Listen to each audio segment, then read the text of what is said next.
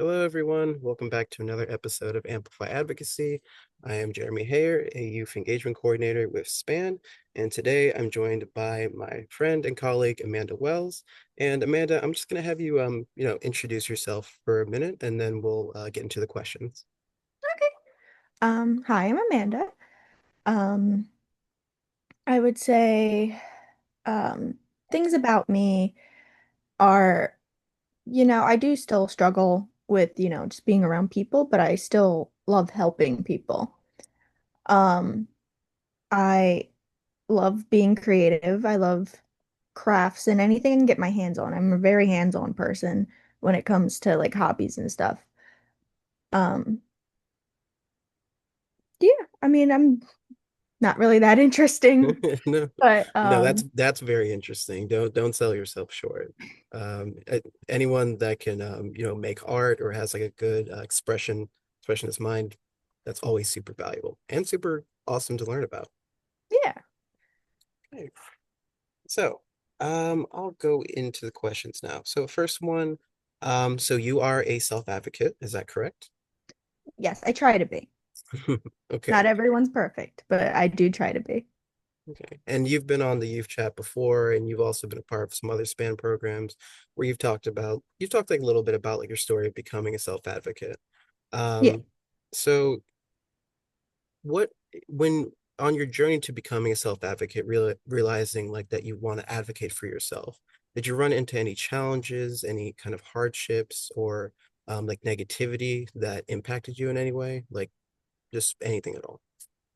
Um, yeah, I would say one of the main things that really hindered me becoming a self-advocate was in middle school, I was like severely bullied, like physically, mentally, emotionally, and I kind of became a people pleaser from that. And when you're a people pleaser, it's really hard to be a self-advocate because you're trying to please everybody else before yourself. Um, so that really did hinder my experience, but as I got older, I kind of learned how to stick up for myself when needed. I would say recently, I want to say in the past 2 years, I had to discover some of my own disabilities that, looking back were pretty obvious, but no one really had the, no one really saw it in me. So like I kind of had to force other people to see it, if that makes sense. So about 2 years ago, I discovered I had autism, ADHD, hypermobility, and a whole long list of comorbidities that go with all of that. Um, and I was the one who had to figure that out all by myself. And when I tried telling my family, I received a lot of pushback on that. And, I was fine with like just an acknowledgement, like, hey, I have autism. Can we just, give me a little bit of leeway on certain things because I have autism? But no, some of my family members really just didn't believe me. So I kind of had to get that officially diagnosed. Mhm. Um, but once I got that diagnosed, they started to believe me a little bit more. And then when I started being right about all the other things I had, they were like, okay, so Amanda's not just saying things to, just to say them. She might have some truth in them. Um, so that was a little validating, to be honest. Finally being heard, Mhm. and believed with my own disabilities. So yeah, I would say those are some of the challenges that I faced. Yeah, that's very interesting. Like I like that you talked about being a people pleaser and how that can be good, but at the end of the day, if you're always looking out for other people, who's looking out for yourself? And I think that's a very common thread that we're seeing, especially in like this kind of generation where everyone like no one wants to really kind of be a conflict. No one wants to really be like the problem. But I think the problem that kind of comes up with sometimes that comes up with that mentality of thinking is you end up not speaking up for yourself because you're so worried about negative perception that you're like, oh, I don't want to be a bother. But then no one, but then when you have an actual like real legitimate problems, everyone's like, why didn't you talk about this? Why didn't you come to us? And that's very yeah, that's very it's relatable, I'll say that, but it's also a very widespread kind of thing. Yeah, So definitely. you talked a bit about your how your family reacted to to your diagnoses and the process before that. Um, but what about like those outside of your family? So this would be friends, potentially coworkers, classmates. Um, were they supportive in your journey to becoming a self-advocate and just realizing, like what being autistic means to you? Um, yeah, so like my friends, they were very supportive. I have a great group of friends that, will always be there for me no matter what. So I had love in that corner. Um, I would say work-wise, once I got diagnosed, they recommended therapy, um, or group therapy, just so that Mhm. way I can, share my experience and then also listen to other people's experiences. Um, and I did that, and they had to write a note saying I could only work 2 days a week, because I would get overwhelmed. And then when I turned that note into my job at my at work, not even like 2 days later, they fired me. So Oh, yeah, so they fired me for my disability, which is illegal, but there's really not much I could do at that point. I was only working 2 days a week, and it just wasn't worth it to try to do anything mm, about that. And honestly, at that point, I was kind of over it anyway, because I had problems with them before when it yeah. came to certain things. And yeah, so I would say that, yeah, I definitely had a lot of pushback Mm, um recently and within the past 2 years.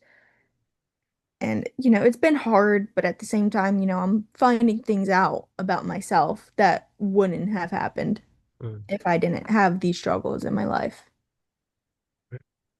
Yeah, that's sorry, I'm still a bit taken aback by just how casually they just fired you for that, for something Yeah, that's completely out of your own control. And yeah, they that's use it's crazy because they used something that happened like a year prior that one they never talked to me about. Um, Never had, and I wasn't written up for it or anything. They kind of just used that as an excuse to fire me for my disability. wow, Because, like, after a year and you didn't talk to me about anything, I didn't even know there was an issue. exactly. You fired me for something that no one really knew what was happening for. Yeah, it's basically a retroactive punishment for Yeah. something that with given that amount of time, you almost certainly thought like if it was a problem, they would have contacted me, right? Yeah. And I was there for like almost 2 years prior to being fired. So it really was only an issue once I got my diagnosis and had to cut back on my hours. Mm. That is, well, let me just say first, I'm sorry that happened to you. But I do like that you are taking, you are, looking at the silver lining, which is that these struggles did, you know, help to improve you and that had to make you a better person. It's still unfortunate that happened though. It's always, we hear about cases like that, at Span. Um, Me personally, I haven't really encountered anything as blatant as that. Typically, when it comes to like, jobs and things like that, it's typically they're just not providing an accommodation or something of that nature. But that's just insane. But we'll move on to the next talking point, which is accomplishments. So are there any like, big achievements or accomplishments that that you're proud of that you like to talk about? And these don't have to be recent. They can be from, when you were a kid up until now. Yeah. I graduated in the National Honor Society in high school. So that's, pretty big for me. Because I love school and I love learning. So just to be able to have something to show like, hey, I did it Hmm. is just really great. And then in the eighth grade, I got the Presidential Award for Academic Achievement, which is a big deal because they really only give those out at like every 4 years. Yeah. That means I had to be everybody in my school in order to get that award. Um, so that to me is like one of my biggest ones because in the eighth grade I got that is just to me is crazy. Yeah. That Um, is amazing. Sorry, I didn't mean to cut you off, but oh that's no, just you're good. that's not an easy award to get by any standard. So the fact that you did that, um, first off, a little bit of applause. Um, and second, just I'll let you get back to your point, but I just wanted to quickly ask, the school you went to, was there like a lot of other students? Was it like a large school? Was it more like a kind of more smaller school? Like roughly like how large was like the graduating class, if I could ask you that? Um, so I was sent out of district because of all the bullying. I was sent to like a therapeutic school, Mm. but it still counted in like my OG high school, if that makes sense. No, Well, that I understand in that. that school. So what it is like just because I went to the therapeutic school, I still had all of like the high school things from my other one. Mm. So it still counted towards my original high school. And my original high school, um, I keep saying high school when it was in the eighth grade when I won that. Uh, Close enough. so apologies. No, no worries, no Um, worries. but in my original school, it counted for like I was still a part of that school. Mm. I just didn't go to that school. That was just my sending district. Okay. Still, that is an amazing achievement. Thank you. You know, that that means you're very, very smart. I love school. I love learning. It's one of my driving passions. That's a great mentality to have, and I think it's one that we definitely need to see more of, just in general. Yeah. Are there any other accomplishments, that you'd like to share? Um, I volunteer at the FSO, Family Service Organization, their Okay. youth group. I've been going to that since 2018. I've been doing that since 2018 and I love it. And, it may not be like a huge accomplishment, but I love being there and I love helping people. And to me, that is an accomplishment. Um, and then I also am a youth advocate on SPAN, obviously. Hmm. Um, and I love that too. I just love hearing other people's stories. I love helping them when I can. And yeah, No, that's awesome. Like I think really like when it comes to like learning and just like trying to, you know, see more of the world and just like have a better understanding of it. I think it's a great mentality for someone, like you to have. It's just a great it's inspiring more than anything, especially to those around you, because they see you, like you're all like successful and stuff, and you're like, oh, I also like to read, I also like to learn. It's like, oh, I could do that stuff too. I think that's especially very prevalent with like like a younger like generation, like those like just coming into like middle school where like they're just beginning to learn like what their interests are and like what they want to do later on. So I think having that kind of, mentality and just an appreciation for learning is very, very awesome. And I definitely consider that to be an accomplishment more than anything. yeah, Okay. So thank you for that. yeah, of course. All right, so let's move on to the next talking point here where how can I word this? Actually, I'll just say it straight up. So, so why do you think the inclusion of individuals with disabilities is important? And I mean this in discussions in school, in work. Why is it important to include those that have special needs or those that have disabilities? I think it's important to, include them because, as someone who does have a disability, um, I grew up always being excluded. And, I'm still dealing with the aftermath of that, even though that happened like so many years ago. Um, I feel like if someone with a disability is not included, that can lead to some serious consequences. Um, even though I wasn't diagnosed at the time, doesn't mean I still didn't have it at the time. And I think other kids picked that up. They knew something was off about me and they used it to their advantage and they deeply impacted me. And, it led to severe isolation. Um, I still don't like leaving my room. Really don't even leave the house. Um, it's hard for me to make friends because who can I trust? Because every single one of my enemies, started off friends. Mm, Um, and I just can't really talk to people. I don't really have the good social skills, um, and all that, fun stuff. Um, so I think it's important because, people with disabilities, they already feel different. yes. They feel they feel like a bother if they're not treated with respect or just like everyone else. And I really hate seeing that happen. Um, I'm a big, supporter of standing up for people. Yes. Um, so I think it's important because I don't want other people to feel that way. I don't want other people to go through the things that I went through, and I don't want other people to go through, things that I haven't gone through.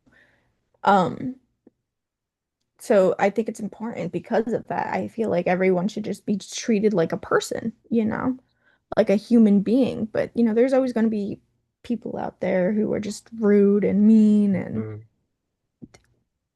Mm, so sad themselves that they have to make everyone around them sad.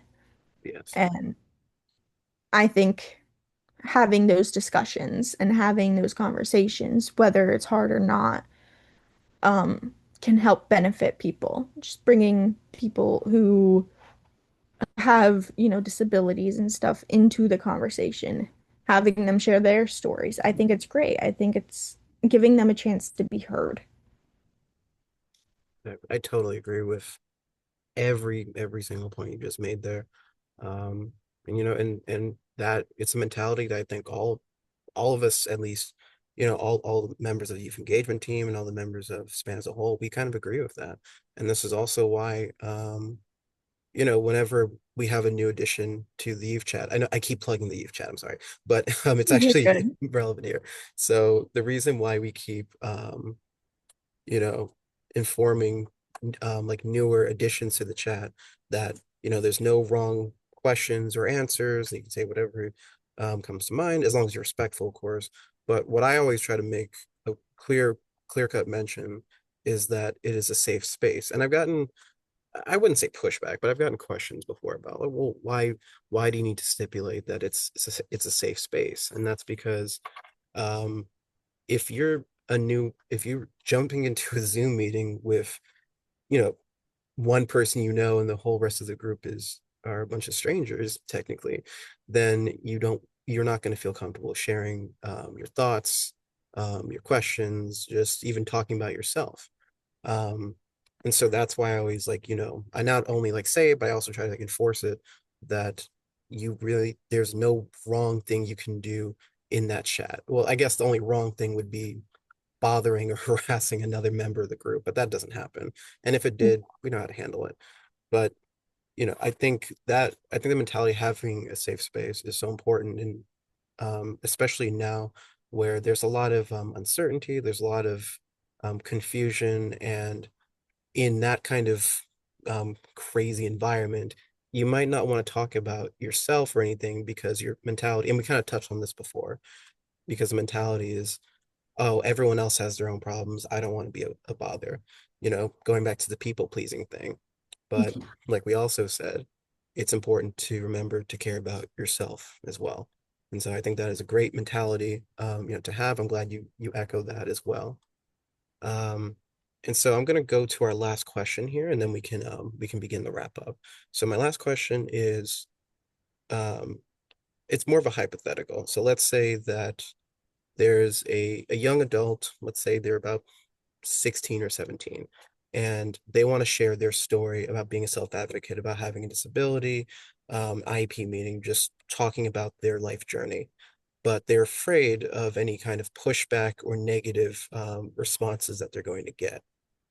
How would you, what advice would you give to them to make them more comfortable with sharing their story? What would you tell them to make them realize that their voice should be heard and can be heard?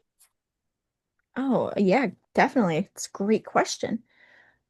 Um, I would say that first of all, you are probably going to get some pushback. That's just the world we live in. People discriminate. That's just how the world works, unfortunately. And while we can try to change it, there's always going to be that person that's going to be rude. Unfortunately. Um, but don't let those experiences hinder your growth because even this is something I say to myself every time I go to like group therapy, just so that way I can feel better sharing. I like to tell myself, even if it helps just one person, if me sharing my story helps just one person, then it was worth it. If somebody got something out of what I said, no matter how hard it was to say, no matter if I get like 50 people coming at me of what I said, if I helped one person, then it was worth it. And to me, that is the biggest part of it. If you're sharing your story, you're also releasing some of the trauma from your story because you're sharing it, you're getting it out instead of keeping it in and locked up tight. But you're also helping somebody else by sharing your story. You're giving other people inspiration. You are finding that those people are listening. Other people may not have listened to you in the past, but these people are. They want to hear your story. They want to better their lives just by hearing your story. And to me, that's what makes it worth it. Just every time I go, I'm just like, if there's one person who takes something from what I have to say, then that's all that matters. If it was hard for me to say, doesn't matter because it helped somebody. Mm. And I think that's one of the most important things, is people sharing their experiences because it does help people subconsciously or not. Like it will get to that person. And I just think that's what makes it perfect. That's what makes it important. I Once again, completely agree. I mean, I knew that you would have a great answer for this. You've been all every again, every time like we've interacted, you always had a great, well thought out answer for just about, everything I throw at you. So I'm not surprised that's happening again here. But also I like the honesty there. I think it's very important to mention that you can't please everybody, and that there's going to be folks out there that just they only see negativity, and you can't really shake them. But it is also important to remember that there's plenty of people out there that are willing to offer support, that are willing to look to you for guidance, or even just to be a good listener. And that's a great it's a great way of forming community, whether it's a small community within your own a town or it's a community that spans across the entire planet. I realized I said spans a little bit of a pun, but I the knew what whole you meant. thank you. But yeah, it's that I think that kind again, that line of thinking is sorely needed, especially in a time where it seems like everyone is picking a side against another side and just all this insanity. So thank you for Yeah. giving a very clear-cut answer there. Yeah, and I think the reason that I believe that it's so important is because that's how I discovered a lot of my own disabilities. Um, was, I was scrolling through like TikTok and I kept hearing stories and experiences from people who have autism. Not those TikToks that'll be like, oh, 5 signs you have autism. Not those. Um, just people sharing their experiences with having autism and their day-to-day lives, their struggles. That helped me discover that I had autism. And obviously, once I got that little like inkling that I might have it, I did my research before just going around saying I have autism. That's not. I did my research, I did my homework. Um, but that was like a stepping stone for me. Just listening to other people share their stories helped me discover my own story or a chapter of my story.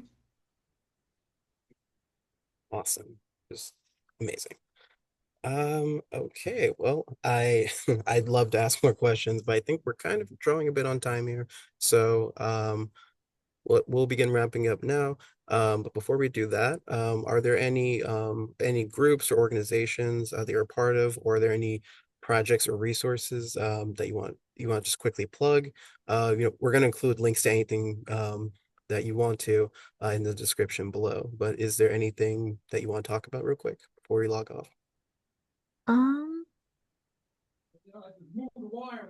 Not really. I would just say the programs that I have been going to have been helping me, you know, they're helping me move on from the past. And I feel like I think talking about, your disabilities and everything, that's great. That's awesome. But you also can't make that your whole personality. Like I am someone who has autism. I am not autism. Yes, exactly. Um, so I think it's important to separate like you are not your disability. And I feel like that's kind of a yes and no type of answer. Like, yes, you are not your disability. Have your own personality.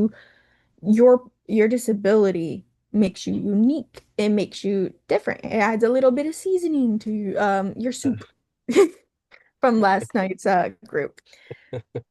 Um, but also at the same time that it is a part of you.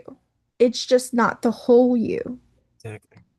So while it is you, it's just not, it's just a part of you. And I think that's important because I feel like a lot of people who discover, especially later in life, who discover that, they have disabilities that they just never knew, they can become, and I'm guilty of this.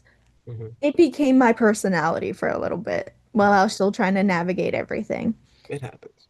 Um, I'm pretty sure I annoyed my friends a lot, but that wasn't like not supportive, annoyed, but more of like that's all I talked about.